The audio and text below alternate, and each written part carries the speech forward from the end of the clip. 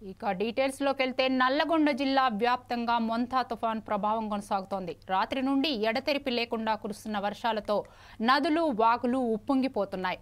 వర్షాల తీవ్రతను దృష్టిలో ఉంచుకొని అన్ని జిల్లా కలెక్టర్ విద్యా సంస్థలకు సెలవులు ప్రకటించారు.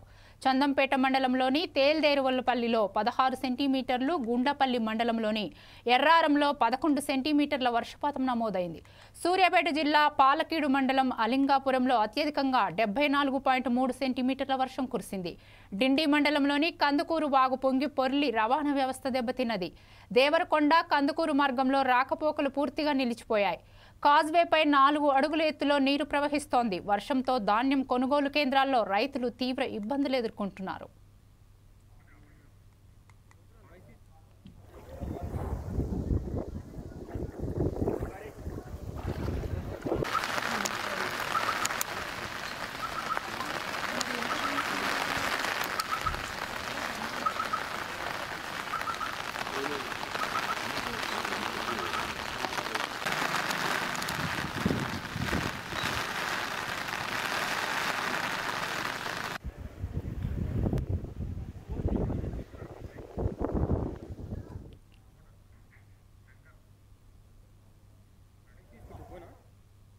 ఇక ఇదే విషయంపై ఉమ్మడి నల్గొండ జిల్లాలో వర్షం పరిస్థితిపై మా నల్గొండ ప్రతినిధి శంకర్ అందిస్తారు. శంకర్, అక్కడ పరిస్థితి ఏంటి?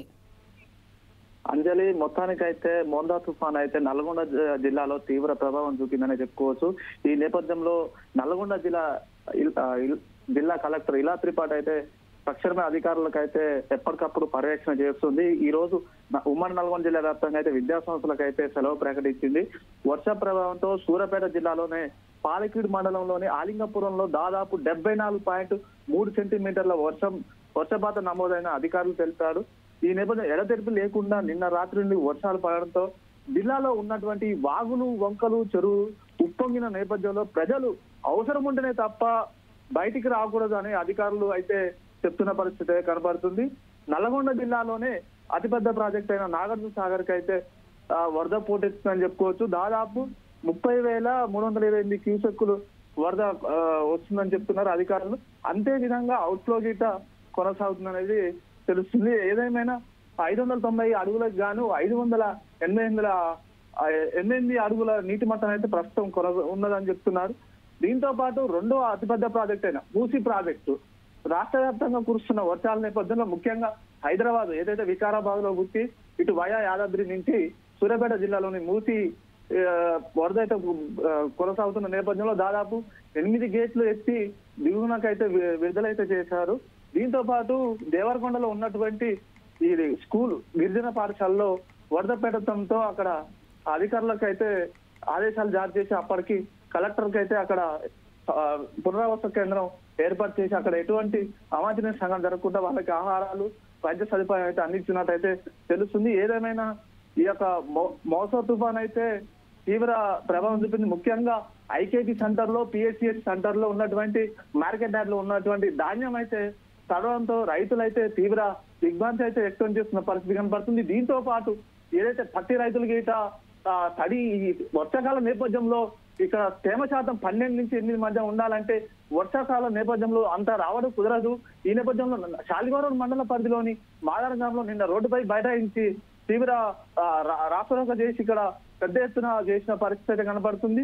ఏదేమైనా ప్రభుత్వం దీన్ని దృష్టి సారించి 20% అన్నా కనీసం ఈ తేమ శాతం ఉంటే తీసుకోవాలని అధికారులకు అయితే చెప్తున్న పరిస్థితి అయితే కనబడుతుంది.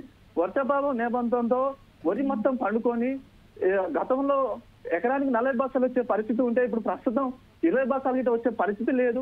దీనిపైన ప్రభుత్వం దృష్టి పెట్టుకొని ఏదన్నా ఆర్థిక సాయం అందజేయాలని రైతులైతే ఆవేదన వ్యక్తం చేసిన పరిస్థితి అయితే కనపడుతుంది. Right, thank you Shankar.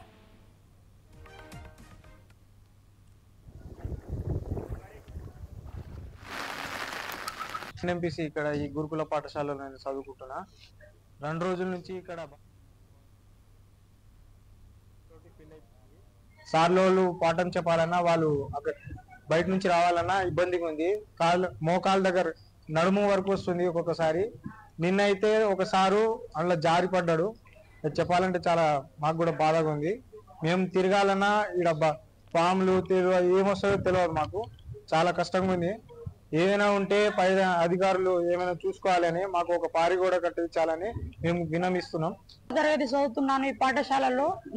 ఇప్పుడు 2 రోజులుగా వర్షాలు ఫుల్ బారుగా పడుతున్నది. నిన్న నైటే ఒక పాము వచ్చింది. ఇప్పుడు వర్షాల్లో కూడా పాములు చాలా తిరుగుతున్నాయి, తెల్లు కూడా వస్తున్నాయి. మా చుట్టూ పారి కూడా లేదు, ఏం లేదు. మేము ఇట్లా ఎట్లుండాలి అసలు? ఇడ మాకు తొందరగా పారి కూడా కట్టియాలని మేము పెద్ద అధికారులను కోరుతున్నాం. ఇంకా మాకు నైట్ బయటికి వెళ్ళాలన్నా భయం వేస్తుంది. మొత్తం లైట్లు కూడా లేవు, ఇడ లైట్లు లేవు, చుట్టూ వర్షాలు. అసలు మేము ఎట్లుండాలో మాకే అర్థం కావట్లేవు. నైట్ కరెంటు కూడా సరిగా ఉండలేదు. మాకు పండుకోవాలన్నా ఇబ్బందిగానే ఉంది. ఇడ NMPC ఇక్కడ ఈ గురుకుల పాఠశాల